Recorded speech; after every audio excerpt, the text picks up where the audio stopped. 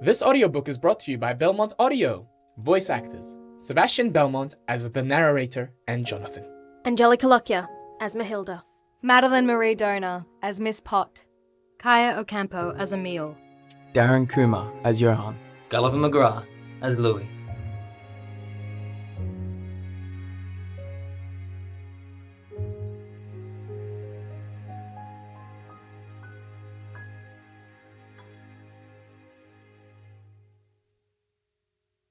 In a land far away, where the snowflakes fall slowly like little droplets of whipped cream, there stood a town surrounded by white frosting, with chocolate-covered buildings.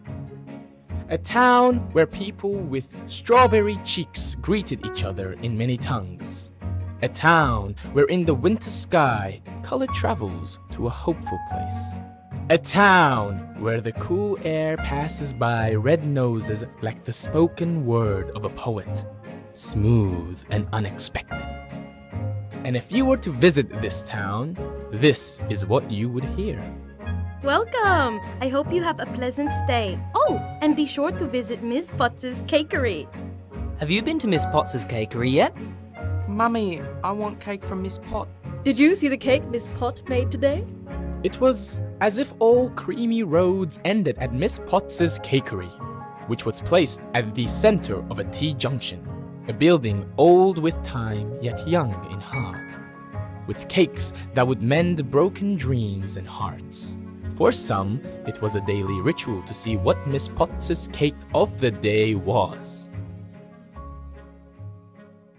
Our story begins at the Surrey Inn, with a young man called Johnathan. Johnathan had milk chocolate skin, hazel eyes, and curly licorice hair. His eyes slowly opened to the oak-made insides of his room. His breath turns to steam. It was a pleasant feeling. From his window on the second floor, he sees little hands throwing snowballs. He brushes his curly licorice hair to reflect a mood of confidence. But upon seeing himself, he opts to settle for his usual look, the middle-parted hair.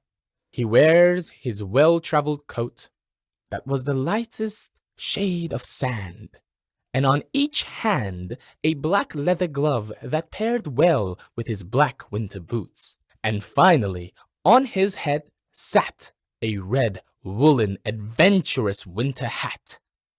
Johnathan walks down the creaky steps of the empty inn as he is greeted by handcrafted wooden tables and chairs as they lounge about in a wooing slumber, with intricate etchings on top of each table, together telling a story of a king called Sonu, who once had a legendary feast in the inn. To his left, a small fireplace, lit with small night statuettes defending the fire from the mantle. Good morning, Johnathan. Good morning, Me-Heilda. How are you this morning? I am fine, thank you for asking. And you? I'm busy as usual. Me-Heilda is the owner of the Surrey Inn. She has black whirlpool eyes, short, messy cotton candy hair, wearing a thick, ocean-colored jacket that went well with her sand-colored pants.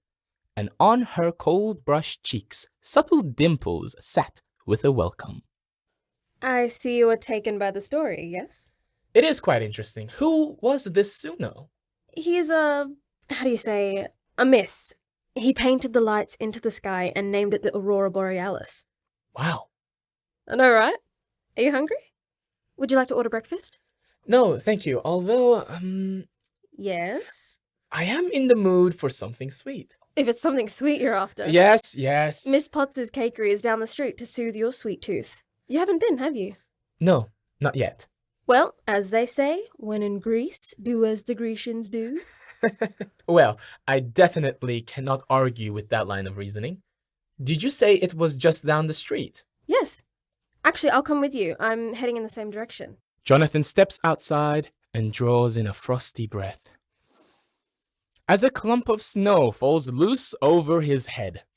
In the nearby vicinity, people are passing him with a kind smile, as Me-Heilda helps Johnathan shake off the snow. Johnathan turns his nose to where the air is sweet and full of secrets. His mind begins to create wild speculation as to who Miss Pott is and what is to be expected at her cakery. They walk down the street as Johnathan takes notice of the festive decorations being set up. Are all these decorations for tonight's light festival? Yeah, they are. There is so much. This is a special year. How so? The lights this year is said to be so vast that it won't occur again for a few hundred years. Good timing on my part, huh? Yes, very good timing. I am excited to see them tonight. As am I. Okay, this is where we part. Just keep following this road to the end and you'll see the cakery. Oh, okay. Thank you. Goodbye. We never say goodbye here, Johnathan. Only see you later. Johnathan follows the creamy road. He can feel all eyes on him, as if all the town knew what was about to unravel. The sweet air turns warm as he reaches the end of the T-junction. In front of him, a 2-story building made with redstone, a display window made from the thinnest type of hard candy, where a collection of sweets is assembled like an orchestra ensemble. The muffins were the wind, the cookies were the string, the cupcakes were the brass, the brownies were the percussion, and the cake? The cake of the day was the maestro, orchestrating a symphony of dream. A cake impossibly stacked. It was a statement of bewilderment, layers upon layers of chocolate sweetness with whimsical vanilla and red berry frosting. It was encaptured chaos, and atop the cake, a sleeping female figure with pale looks and long red hair. The cake, appropriately named The Dreamer, written in elegant handwriting on a card next to the cake. Johnathan looks up to his left, a sign that reads, Miss Potts's Cakery. He pushes against the finely made mahogany door and enters. The shop was quaint and decorated. On his left, etchings in the cherry wood wall that would extend to the back of the shop. To his right, display cases protecting all manners of baked goods. Around the shop, small tables with 5 chairs. Johnathan looks around confused. There is no one there. And so as he bides his time, he decides to look at the etchings on the wall, which told the story of how the cakery came to be in this town. As he read and followed the history, he reaches the end of the wall at the end of the shop and was greeted by an etching of 5 people sitting around a table eating cake. Under the image, a word carved. It read, The Secret. Johnathan didn't quite understand what to make of this secret recipe.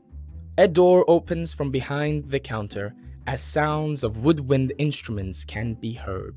A woman with green peppermint eyes, silky blonde hair, and soft facial features emerges, holding a tray of freshly baked muffins.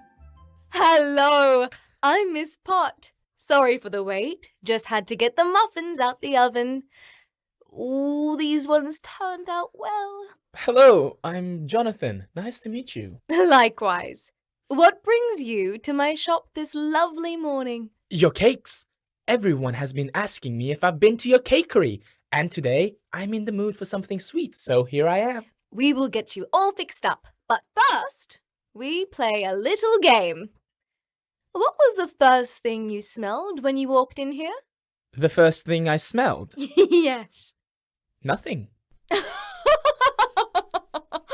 Nothing? No chocolate, fruit, or anything?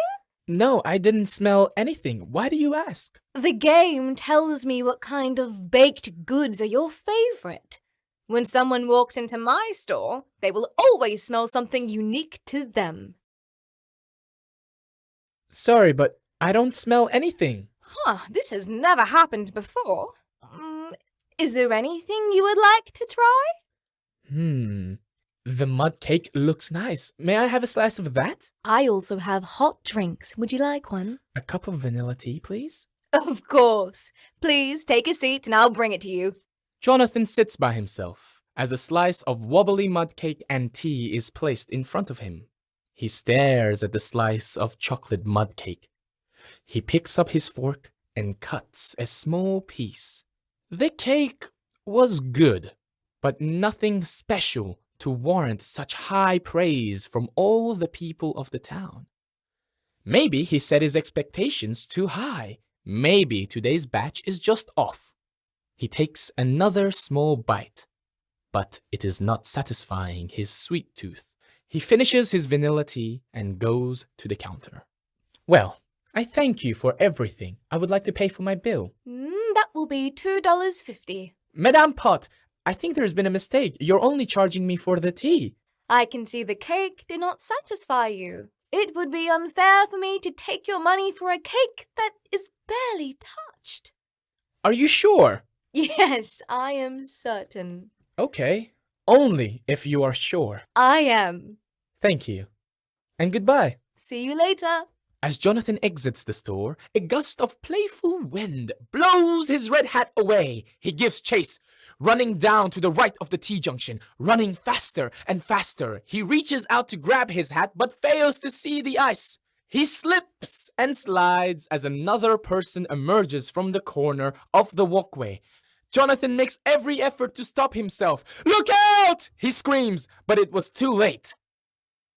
With unfocused eyes, he sees his red winter hat as it's ascending higher and higher. I am so sorry.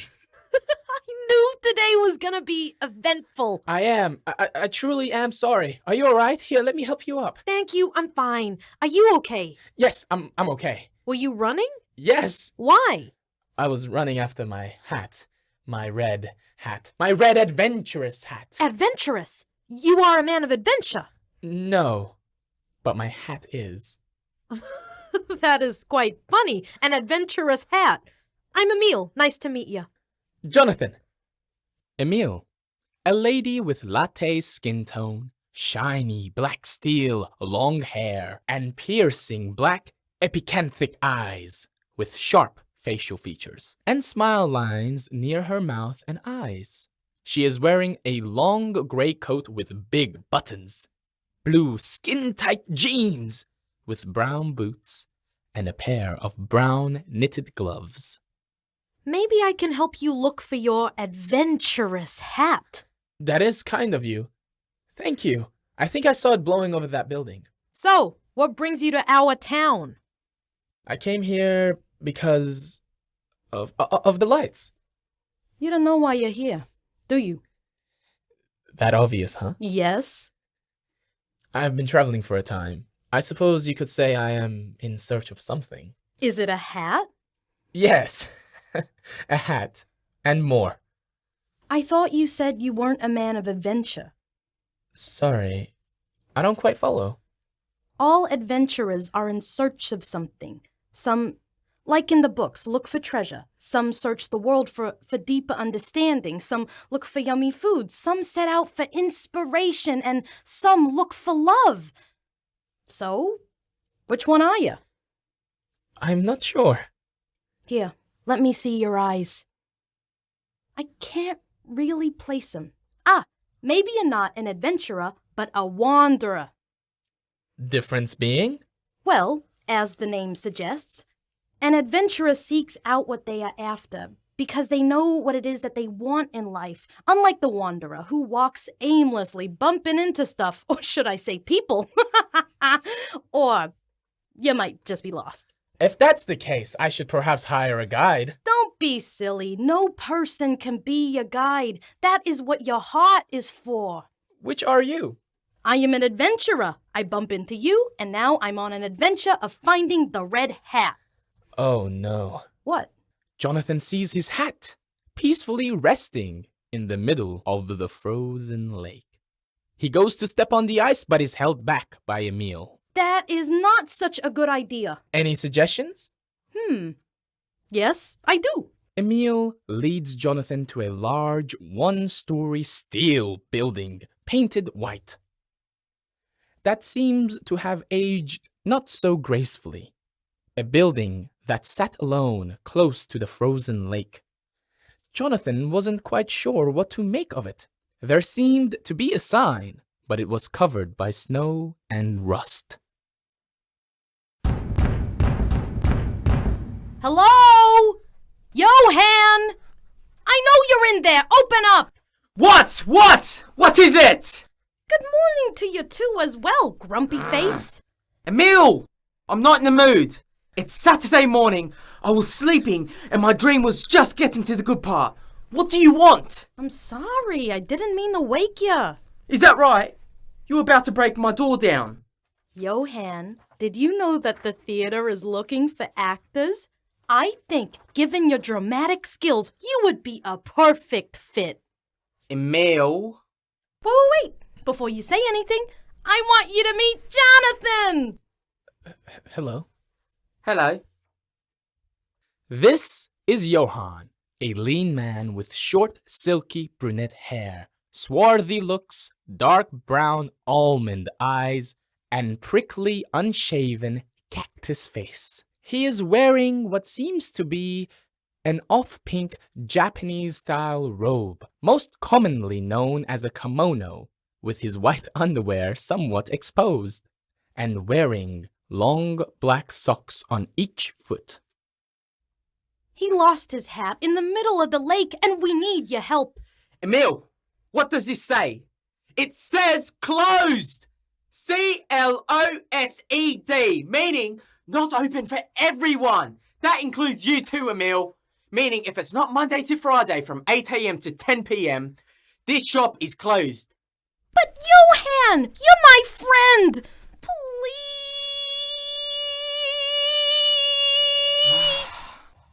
Okay, come in. Johann is the owner of a skate shop.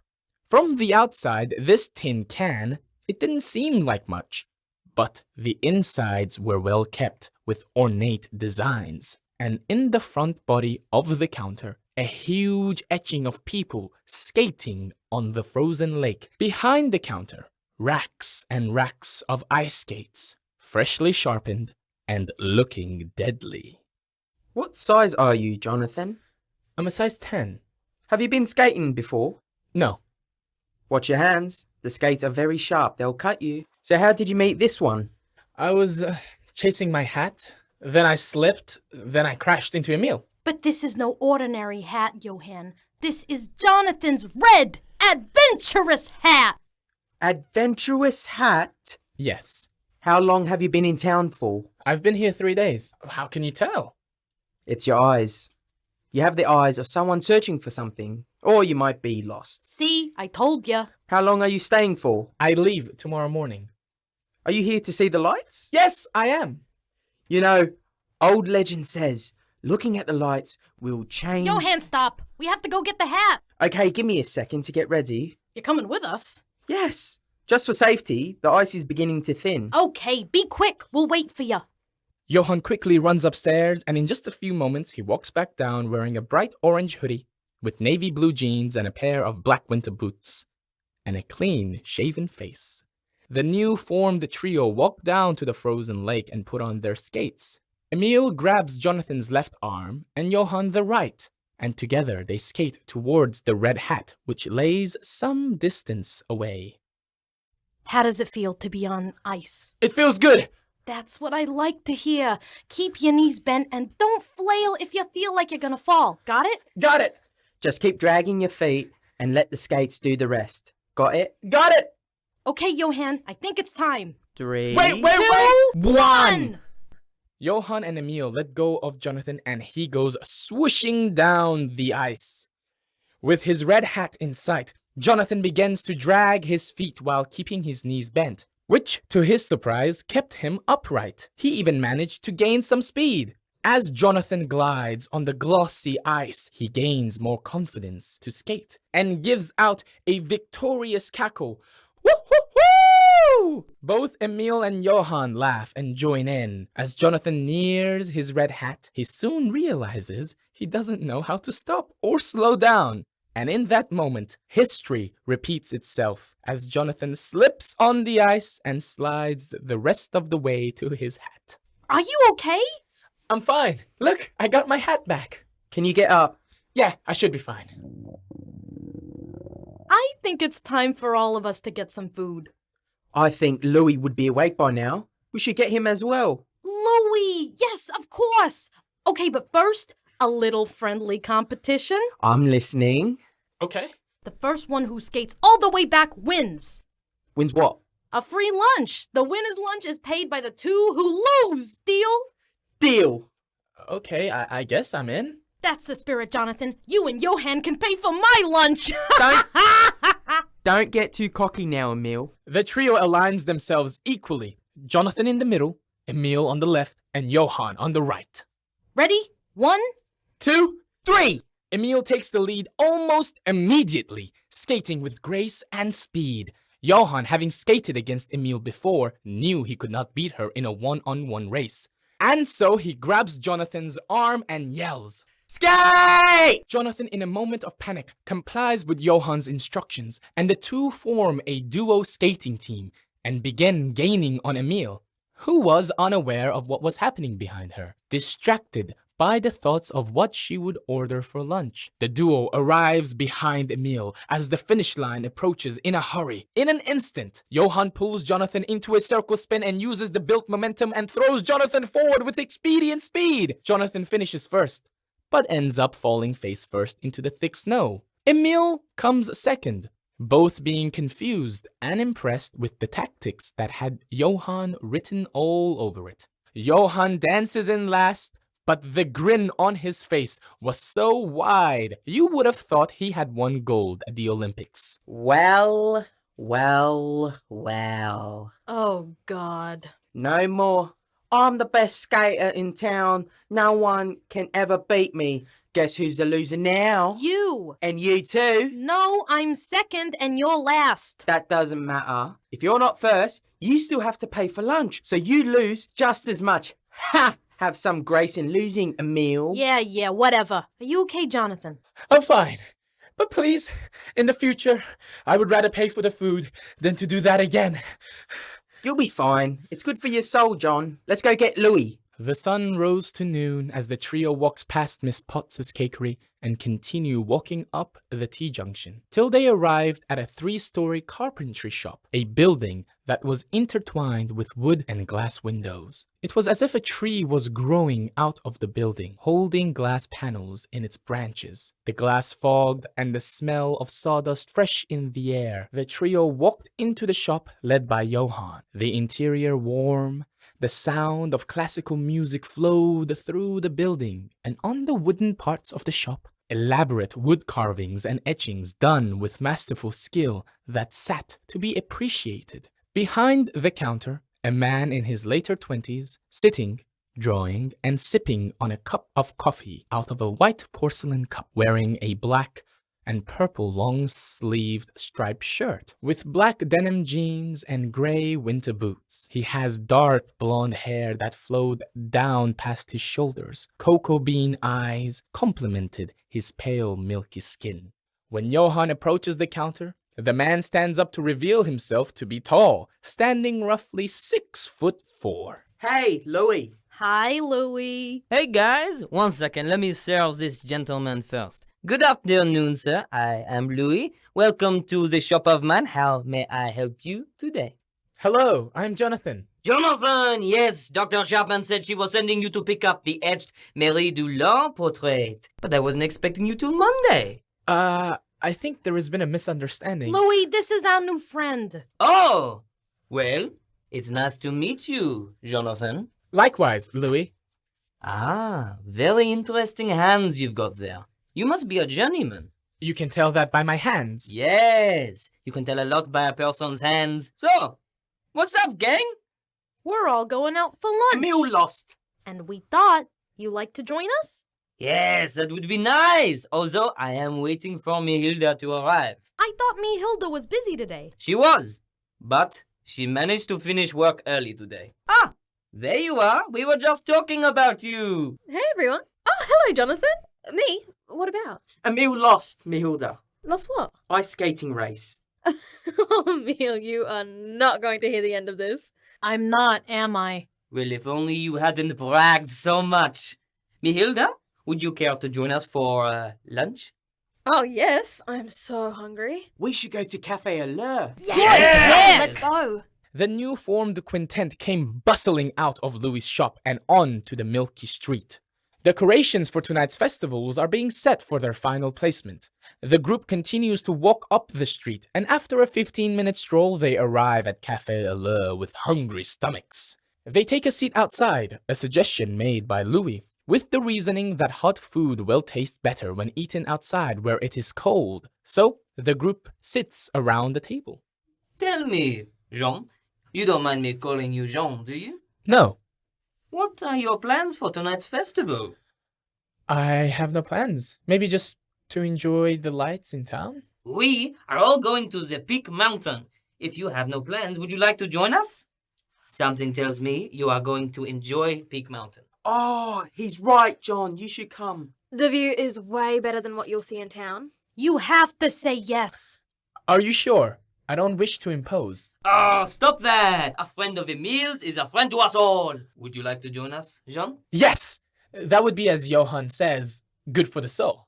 See? He learns quick, unlike someone I know. Oh, give it a rest. This will be a good time. The group orders lunch, and after a little time, the light conversation soon turns to embarrassing stories.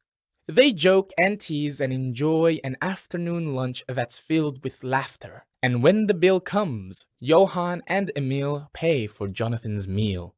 As he was the victor of today's ice skating event, the group decides to meet back up at Louis's shop in the evening, so they can all be driven up to Peak Mountain. First to leave were Loui and Me-Heilda, followed by Johan, who claimed he was going to continue the rest of his sleep. Johnathan in this moment realized that he won't have enough time tomorrow to pack his bags, and so he bids farewell to Emil and heads back to the Sorry Inn. And when he finishes packing, he lies on his feather-filled bed for a moment, and before he knew it, he falls into a deep drowse.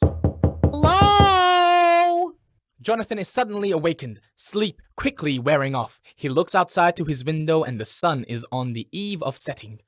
With a panic rush, Johnathan opens the door. Are you coming? Yes, sorry, I fell asleep.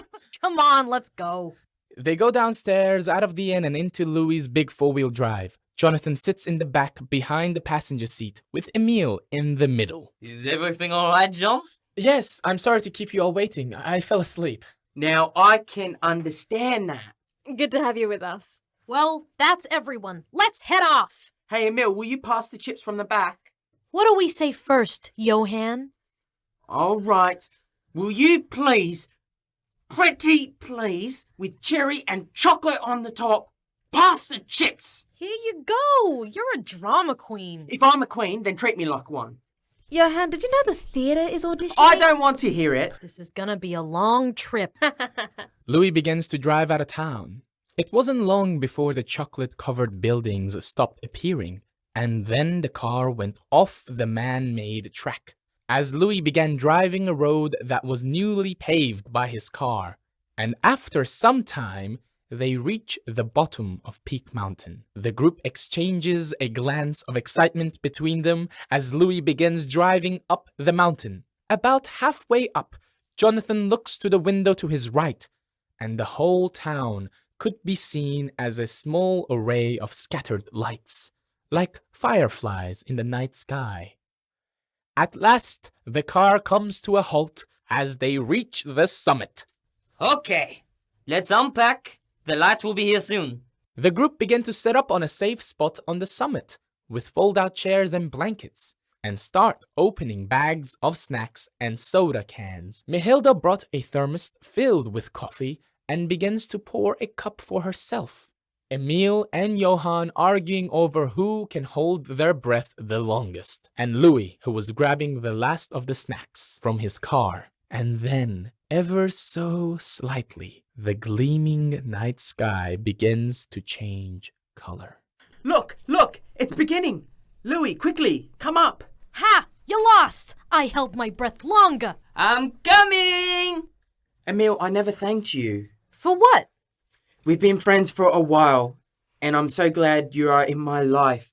And if you hadn't come to my shop this morning to wake me up from my sweet, sweet dreams, I would have not have been there to see you lose. So in a way, you made my dreams come true. Thank you. Ha ha ha ha. Wow, that's low, even for you. Johann is dreaming of a meal? Ooh. What? No, that's not what I meant. What I was trying to say was... This is rough to watch. Johan, stop backpedaling. Shh!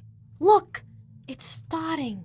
From a distance afar, waves of light, greens, blues, and deep purple in color. Traveling, their destination unknown and forever to be a mystery. Then the lights began to get closer and closer until they were flowing right above everyone's heads. Johnathan had never felt so small. The air had no more secrets, only magic. As the light dances restlessly across the deep veil of the night, Johnathan feels a deep belonging. Choked up and his eyes wallowing in joyful tears. The moment was kept silent, as each member of the group stared deeply into the chasm of light. Loui and Emil began to cry silently but joyfully. Johnathan found comfort in knowing he wasn't the only one experiencing this. Some time passes as the group reconciles with their feelings and begin to appreciate the magic of nature selflessly, while time flew like a butterfly, soft and silently. I am not lost. I am not an adventurer. I am not a wanderer. I am a dreamer.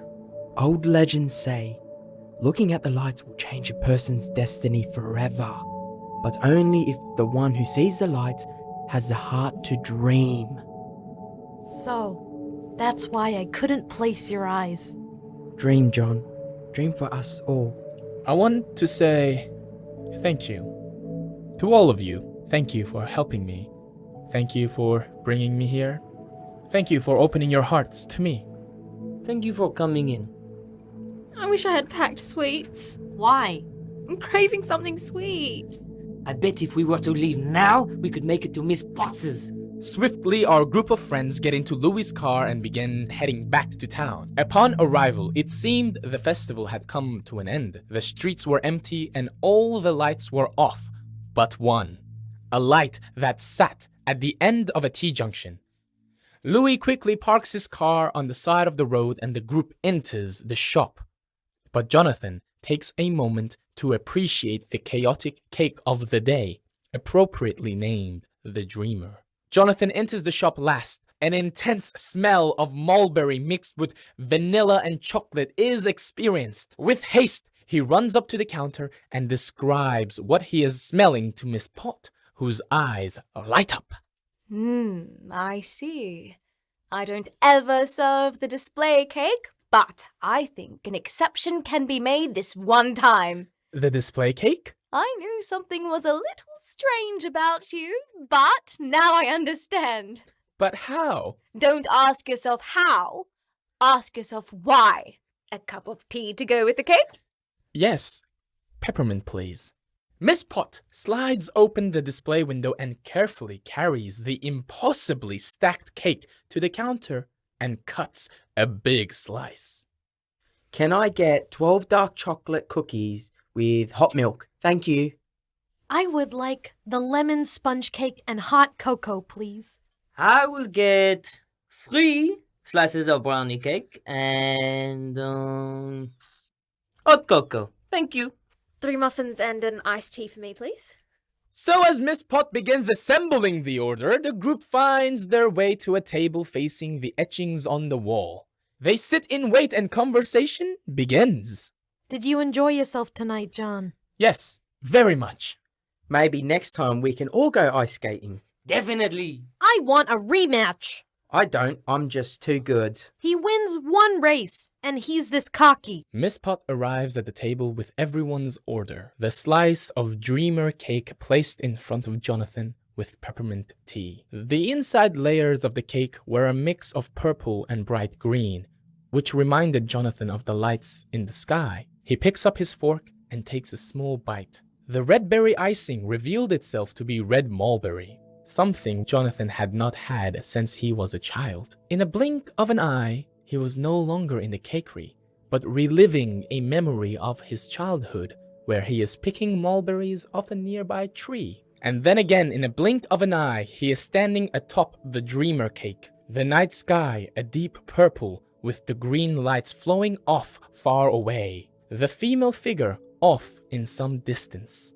Johnathan approaches the red-haired, pale-skinned, green-eyed lady. A moment lingers between them as they share a look of understanding, before everything fades away slowly, and Johnathan finds himself back at Miss Potts's cakery. He looks up, and for the first time, he truly sees the people around him as true friends. And at that moment, Johnathan understands the etching of the 5 people around a table eating cake.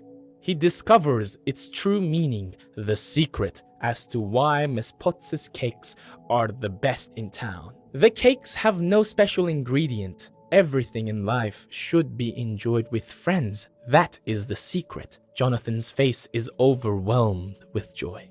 How's the cake, John? Magic. Pure magic. This is really hitting the spot. Guys, this was such a good idea.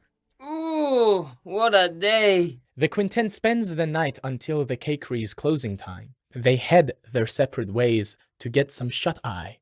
In the morning, Johnathan wakes to the oak-made insides of his room. His breath turns to steam. It was a pleasant feeling. He brushes his short, curly licorice hair, wears his well-traveled coat, and his red hat, nowhere to be found. He picks up his small suitcase and walks down the creaky steps of the Surrey Inn. No Me-Heilda this morning. He leaves the keys to his room on the counter and exits the inn. Surprise! Ha! Look at his face! What are you doing here? Come now, you didn't think we would let you go all alone to the airport? We better get a move on or you'll be late. I told them you were leaving last night, and so we decided to go with you to the airport. I wish I could repay you in some way. You already have. Now come on, we can't stand around here talking. Let's go! And so our quintet quickly gets into Louis's car, and they drive from the town to the airport, which laid about an hour and 20 minutes away. They walk with Johnathan all the way to the boarding gate. Johnathan hands his ticket for boarding and turns to say farewell. I found your hat. You left it at the cakery last night. Keep it. Hopefully, it will lead you to your own adventures. I'll miss you. Goodbye, John. Come visit us if you can. Goodbye. Don't forget us, Johnny boy. Goodbye. Hey, thank you for helping me beat Emil. Goodbye. No. See you later. Johnathan boards the plane as the group watches him take off. Johnathan looks out the window of the flying plane and tilts his head in just the right way and sees that from all the way up here, the whole town is in the shape of one big cake with white frosting and chocolate droplets.